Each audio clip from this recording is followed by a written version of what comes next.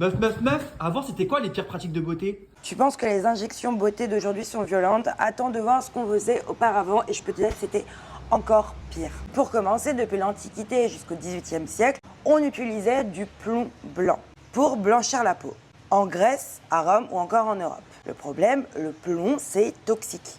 Il provoque la chute des cheveux, des paralysies, de l'infertilité et parfois même la mort. Mais la peau pâle, à l'époque, ça reste un statut social. Tu as la peau pâle parce que tu n'as pas besoin de travailler au soleil, donc tu es riche.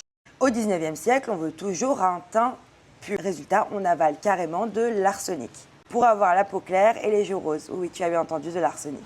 On utilise aussi la belladone dans les yeux pour agrandir les pupilles. Les effets secondaires, surtout dans l'Angleterre victorienne, c'est tout simplement de la cécité, des hallucinations, des arrêts cardiaques. Je pense que ça, tu l'as déjà vu, mais en Chine, pendant près de 1000 ans, on pratique le bandage des pieds. On casse les os des fillettes pour obtenir des pieds minuscules. Résultat, douleur permanente, infection et surtout handicap à vie. Mais sans ça, c'était moins pratique pour se marier et pour avoir un statut. Ce qu'on remarque, c'est que toutes ces pratiques ne sont finalement pas des folies individuelles, mais qu'elles répondent toutes à la même pression, être désirable, pour survivre socialement. La beauté n'a jamais été neutre, elle a toujours été politique.